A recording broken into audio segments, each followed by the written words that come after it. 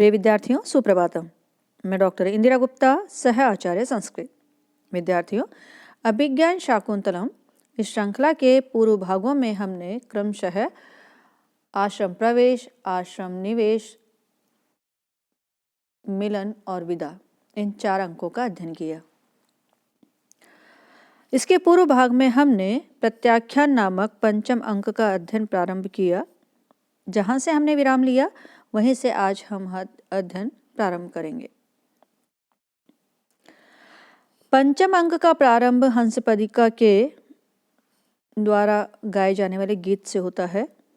विदूषक राजा का ध्यान हंसपदिका द्वारा गाए जाने वाले गीत की ओर आकृष्ट करता है और इसी बीच कंचुकी राजा को ऋषि कर्ण के शिष्यों के आने की सूचना देता है। राजा यज्ञशाला में स्वयं कर्ण के शिष्यों के आने की प्रतीक्षा कर रहे होते हैं। शारंगरव आदि कर्ण शिष्य वहां पर उपस्थित होते हैं। प्रतीक्षा करते हुए राजा को देखकर शारंगरव विचार करता है और कहता है कि भवन्ति नम्रा तर्वः फलागमयी नवा अम्बु भी दुर्विलंबिनो घना अनुद्धता सत्पुरुषा समृद्धिभिः स्वभाव एव एष परोपकारिणाम। कि वृक्ष फलों के आने से स्वतः ही झुक जाते हैं और मेघ नवीन जल से पूर्ण होने पर अत्यधिक भूमि पर लटक आते हैं। सज्जन पुरुष संपत्ति पाकर विनयशील बनते हैं, परोपकारियों का यह स्वभाव ही होता है। सज्जन पुरुष समृद्धि को पाकर उद्यत नहीं होता। इस प्रकार विचार करते हुए शारंगरव वहां उपस्थित होता है। उनके साथ में शकुंतला है, गौतमी है। राजा शकुंतला को देखकर विचार करता है, अथ अत्र भवती, और यह स्त्री कास्विद अवगुंठन वती न अति परिस्फुट शरीर लावण्य मध्य तपोधनानाम किसलयम एव पांडुपत्राणाम। वो विचार करता है कि पांडुपत्राणाम पीले पत्तों के बीच में, क्योंकि जो शिष्य हैं कर्ण के उन्होंने गेरुए वस्त्र धारण किए हुए हैं जो तपस्वी जन के अनुकूल होते हैं, तो वो कहता है, राजा विचार करता है कि पांडुपत्राणाम पीले पत्तों के बीच किसलयम एव, किसलय नवीन कोपल के समान, तपोधनानाम इन तपस्वियों के बीच, तपोधनानाम मध्य, अवगुंठनवती घूंघट वाली, न अति स्फुट शरीर लावण्य जिसके शरीर का सौंदर्य बहुत अधिक प्रकट नहीं हो रहा है, कास्वित ऐसी कौन है। अर्थात कहने का है कि शकुंतला को अवगुंठन में देखकर और अवगुंठन वाली स्त्री को वहां उपस्थित देखकर तपस्वियों के साथ में राजा विचार करने लगता है कि यह स्त्री कौन है। इस पद्य में राजा शकुंतला को घूंघट में देखता है जिसमें उसका लावण्य अधिक प्रकट नहीं हो रहा है। वस्तुतः यही भारतीय सौंदर्य है। दूसरी पंक्ति में मध्य तपोधनानाम किसलयम एव पांडुपत्राणाम, उसके सौंदर्य का एक बिंब प्रस्तुत है। पीले पीले पत्तों में जैसे किसलय होता है वैसे ही तपस्वियों के मध्य शकुंतला है। इससे तपस्वियों की कर्कशता, कृशता, रुक्षता व्यक्त होती है, तो शकुंतला की कोमलता, दुर्बलता एवं उसका लावण्य ध्वनित होता है। राजा विचार कर रहा है, कास्विद अवगुंठनवती नाति परिपुष्ट शरीर लावण्य मध्य तपोधनानाम किसलयमेव पांडुपत्राणाम, कि पीले पत्तों के बीच में यह किसलय के समान तपस्वियों के बीच घूंघट वाली, जिसके शरीर का सौंदर्य बहुत अधिक प्रकट नहीं हो रहा है, यह स्त्री कौन हो सकती है। राजा प्रतिहारी से कहता है, तो प्रतिहारी कहती है कि कौतूहल से युक्त मेरा अनुमान प्रेरित तर्क भी कुछ निश्चय नहीं कर पा रहा है। तो फिर राजा कहता है कि पर स्त्री की ओर ध्यान देना या देखना उचित नहीं है। अनिर्वर्णीय पर कलत्रम, शकुंतला का हृदय कांप रहा है कि जो राजा हैं वो किस प्रकार इस स्थिति को व्यक्त करेंगे या इस बात को समझेंगे। और जो वहाँ पर उपस्थित जन हैं, पुरोहित, राजा, ऋषि आदि सभी में वार्तालाप होता है। ऋषि लोग कहते हैं, कुतो धर्म क्रिया विघ्नः सताम रक्षितरि त्वयि तमह तपस्तपति धर्मांशो कथम आविर्भविष्यति।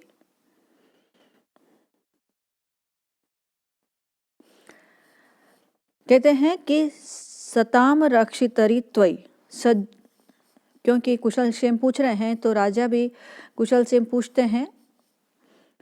ऋषिजन कहते हैं महाराज विजयी हों। राजा कहते हैं मैं आपको प्रणाम करता हूँ। ऋषिजन साथ में ये भी कहते हैं कि आपको अभिष्ट वस्तु प्राप्त हो। राजा ऋषिजनों की तपस्या को निर्विघ्न चल रही है कि नहीं उसके संबंध में जानकारी लेते हैं। ऋषिजन इसी बात को आगे बढ़ाते हुए कहते हैं कि कुतो धर्म क्रिया विघ्न है सताम रक्षितरि त्वयि तमह तपति धर्मांशो कथम आविर्भविष्यति। कि सताम रक्षितरि त्वयि, सज्जन सत्पुरुषों के रक्षक आपके विद्यमान रहते हुए धर्म क्रिया विघ्न है कुतः, कि हमारी धार्मिक क्रियाओं में विघ्न कहाँ से उपस्थित हो सकता है, अर्थात वह तो संभव ही नहीं है क्योंकि आप हमारे जो धार्मिक क्रिया है उनकी रक्षा करने वाले संरक्षक के रूप में हैं। धर्मांशो तपति, सूर्य के तपते हुए रहने पर तमह जो अंधकार है कथम आविर्भविष्यति, कैसे प्रकट हो सकता है।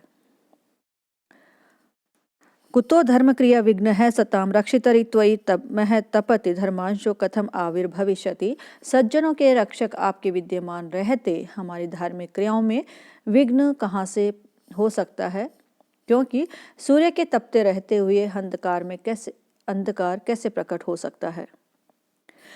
यहाँ ऋषियों के कहने का अभिप्राय यही है कि जब तक सूर्य चमकता रहता है तब तक अंधकार प्रकट नहीं हो सकता। उसी प्रकार जब तक आप राजा दुष्यंत हम जैसे तपस्वियों के रक्षक हैं तब तक हमारी धार्मिक क्रियाओं अर्थात यज्ञानुष्ठान आदि क्रियाओं में विघ्न नहीं हो सकता है। अतः हमारा तप निर्विघ्नता पूर्वक चल रहा है और इसका फलितार्थ है कि राजा प्रजाजन के अपने धर्म का भली प्रकार निर्वाह कर रहे हैं। अतः हम किसी विघ्न के भय से आपके पास नहीं आए हैं। तब राजा कहता है कि तो मेरा राजा, यह शब्द जो मेरे लिए संबोधित किया जाता है वस्तुतः सार्थक हुआ। राजा काश्यप मुनि के बारे में पूछते हैं। शारंगराव कहते हैं कि काश्यप मुनि ने आपको एक संदेश भेजा है और वह है कि जो आपने परस्पर सहमति से इस मेरी पुत्री से विवाह किया है उस कार्य के लिए प्रसन्न होकर मैंने तुम दोनों की स्वीकृति दे दी है। क्योंकि वो आगे कहते हैं और जो कर्ण है उनके ही शब्दों में शारंगराव कहता है कि उन्होंने कहा है कि त्वम अर्हताम प्राक्सर है स्मृतो नः शकुंतला मूर्तिमती च सत्क्रिया समान यम तुल्य गुणम वधुवरम चिरस्य वाच्यम न गतः प्रजापति। वो कहते हैं कि त्वम अर्हताम, कि तुम दुष्यंत प्रशंसीय जनों में न हमारे लिए प्राग सरह स्मृतः असि मुख्यतम माने गए हो। तुम हम लोगों के लिए प्रशंसनीय जनों में मुख्यतम माने गए हो। शकुंतला मूर्तिमती च सत्क्रिया, और शकुंतला शरीर धारणी पूजा या सत्कार स्वरूपा है। तुल्य गुणम, समान गुणों वाले वर और वधु को समानयन मिलाते हुए प्रजापति जो ब्रह्मा हैं चिरस्य चिरकाल के बाद वाच्यम न गत है, निंदा के पात्र नहीं हुए हैं। क्योंकि एक कहावत जो है वो बहुत समय से चली आ रही, ब्रह्मा की जो एक निंदा है, या सुंदर है तद वनिता कुरूपा, या सुंदरी स पति रूपहीना, यत्र उभयम तत्र दरिद्रता च विधे विचित्राणि विचेष्टितानि। जो यह एक निंदा है वह कहने का है कि सदैव विवाह तुल्य गुण वाले वधू एवं वर को मिलाने के लिए ही होता है, पर प्राय ऐसा विरल ही होता है और प्राय यही विधाता का दोष भी माना जाता है। किंतु यहाँ ब्रह्मा ने तुल्य गुण वाले वर और वधू को मिलाकर ठीक कार्य किया है। तो वो कहते हैं कि त्वम अर्हता प्राग सरह स्मृतो न शकुंतला मूर्तिमतीम च सत्क्रिया समायन तुल्य गुणम समानयन तुल्य गुणम वधूवरम चिरस्य वाच्यम न गत है प्रजापति। कि तुम दुष्यंत हमारे लिए पूज्य जनों में मुख्यतम माने गए हो और शकुंतला शरीर धारिणी सत्कार स्वरूपा है। समान गुणों वाले वधू और वर को मिलाते हुए ब्रह्मा अब बहुत समय के बाद निंदा के पात्र नहीं हुए हैं। अर्थात इस संबंध में आज चिरकाल के बाद प्रजापति की प्रशंसा हो रही है कि उन्होंने समान गुण वालों वर और वधू को मिलाया है।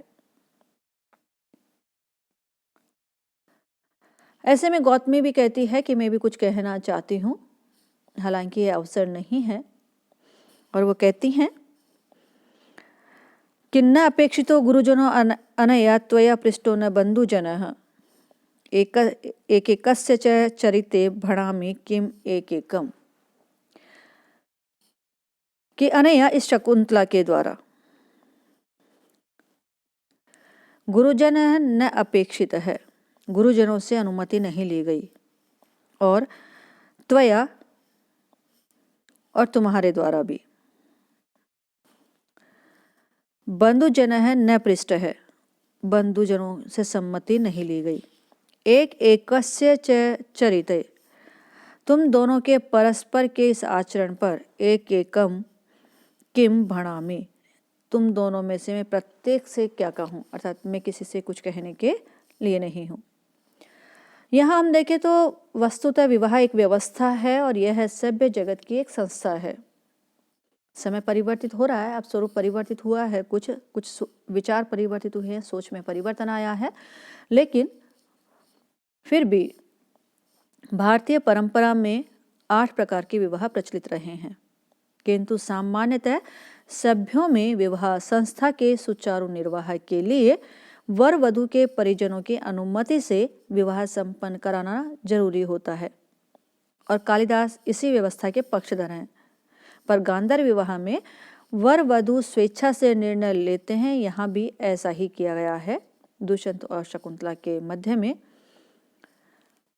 अतः इस नाटक में कहें या इस स्थल पर कालिदास ने इसे स्वीकार करते हुए भी अंत में इनको बुराई की को या इस विवाह की बुराई को ही उजागर किया है। वो कहते हैं, मतलब गौतमी के द्वारा कहें या गौतमी के मुख से कहें, कालिदास कहते हैं कि नापेक्षितो गुरुजनो अनया त्वया पृष्टो न बंधुजन है एकैकस्य च चरिते भणामि किम एकैकम। कि शकुंतला के द्वारा और अपने गुरुजनों से अनुमति नहीं ली गई है और तुम्हारे द्वारा इसके बंधुजनों से सम्मति नहीं ली गई है। अतः तुम दोनों के परस्पर के इस आचरण पर मैं प्रत्येक से क्या कहूँ, अर्थात मैं किसी एक व्यक्ति से कुछ भी नहीं कहना चाहती। शकुंतला विचार कर रही है कि देखते हैं राजा क्या कहते हैं, और राजा कहता है ये क्या किया जा रहा है, किम इदम उपन्यस्तम। शकुंतला विचार करती है कि जो कथन का आरंभ है वही अग्नि के समान है। शारंगराव कहता है कथम इदम नाम, ये कैसे है, भवंत एव सुतराम लोक वृत्तांत निष्णान्तः आप तो स्वयं ही लोक व्यवहार को अच्छी तरह जानने वाले हैं। और ऐसे कहते हुए वह आगे कहता है, सतीमपि ज्ञाति कुले एक संश्रयाम जनो अन्यथा भर्तृमतिम विशंकते अतः समीपे परिणेतुरिष्यते प्रिय अप्रिय व प्रमदा स्वबंधुभिः।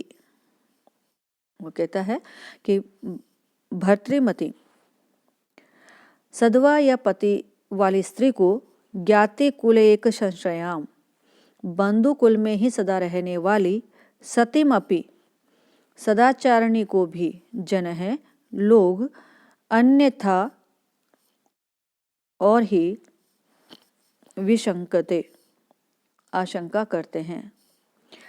स्वबंधु भी वधु के बंधु बांधवों द्वारा प्रमदा युवती स्त्रियां प्रिय अप्रिय व प्रिय हो अथवा अप्रिय हो पति को फिर भी परिणेतु पति के समीप में ही इष्यते चाही जाती है।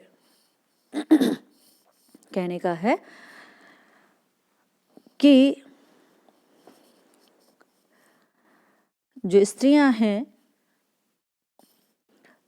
यही कहें कि लोक व्यवहार है, प्राचीन काल से चली आ रही परंपरा एवं लोक व्यवहार का संकेत है इस श्लोक में कि सदवा स्त्री का भले ही उसका परिवार समृद्ध हो या कोई परिस्थिति हो, पति गृह में रहना उचित है, ऐसा लोक व्यवहार है। बहुभूति ने भी इसी से कहा है, यथा स्त्री नाम तथा वाचा साधुत्वे दुर्जनो जन है।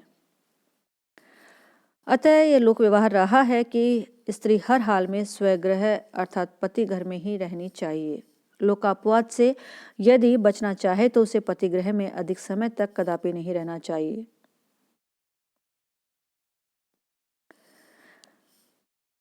पद्म पुराण के अनुसार कन्या पितृगृहे नैव सुचिरम वासम अर्हति लोकापवाद सुमहान जायते पितृवेशमणि।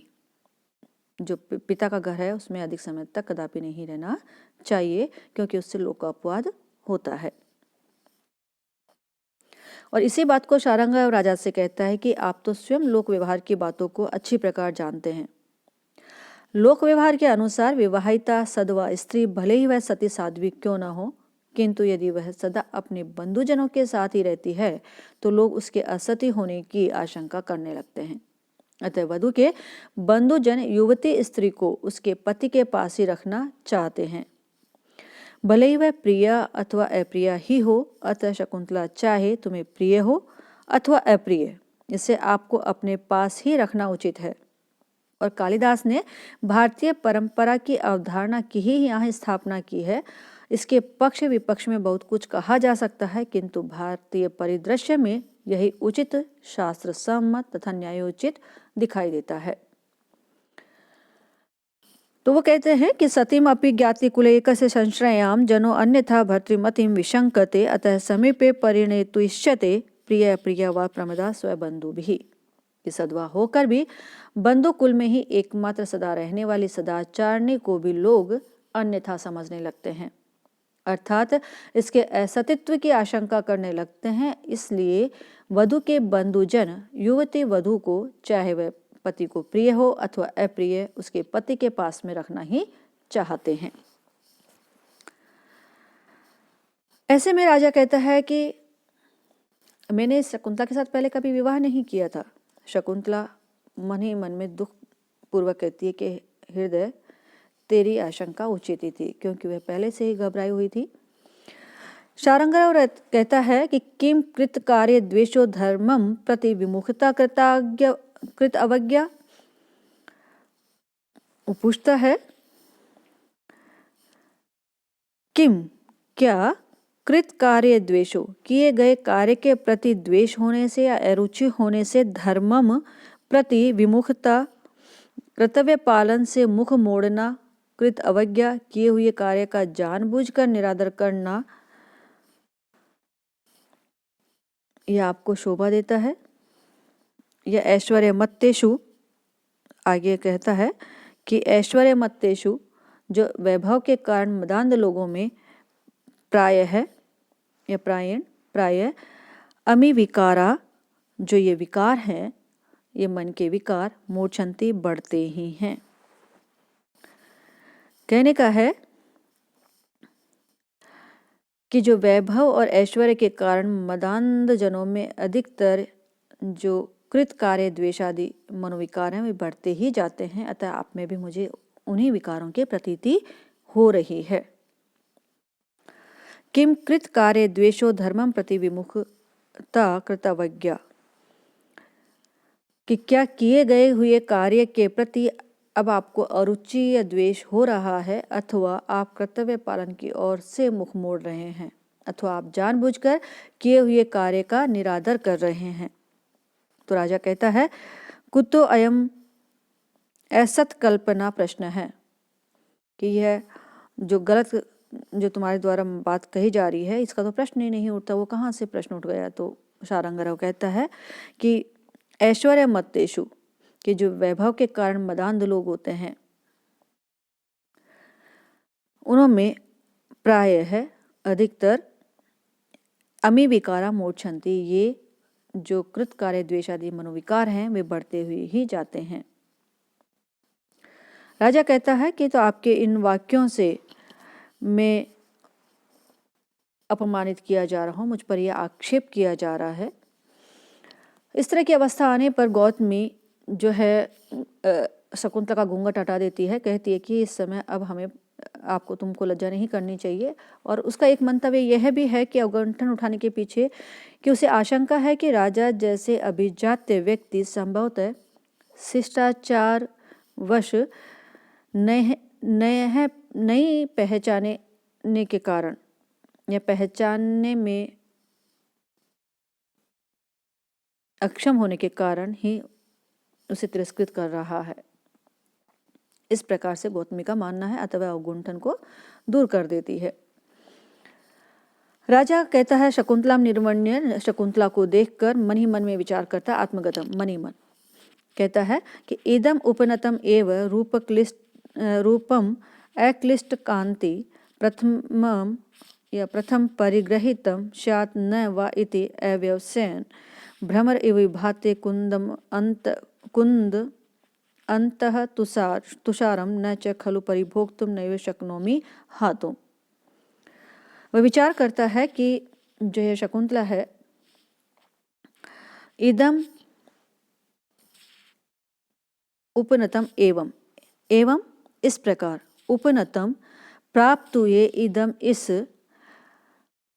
अक्लिष्ट कांति निर्दोष शोभाशाली रूपम सौंदर्य को, प्रथम परिग्रहितम स्यात् न वा पहले कभी इसके साथ विवाह किया है, इसको स्वीकार किया है अथवा नहीं, इति अव्यवसन इस प्रकार से निश्चय न कर सकता हुआ, विभाते प्रातःकाल में, अंतः तुषारम ओस से भरे हुए, कुंद के पुष्प को भ्रमर के समान, न च खलु परिभोक्तुम नैव शक्नोमि हातुम न तो मैं उसे स्वीकार कर पा रहा हूँ और न ही उसे छोड़ पा रहा हूँ।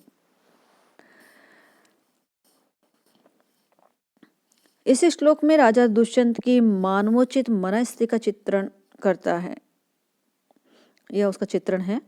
राजा अवगुंठन मुक्त शकुंतला के संपूर्ण निर्दोष एवं मनोहर सौंदर्य को देखकर असमंजस में पड़ जाता है और वह शकुंतला के साथ के पूर्व विवाह को तो याद कर ही नहीं पाता, साथ ही उस पर इतना मुग्ध होता है कि उसे अपनाना भी चाहता है।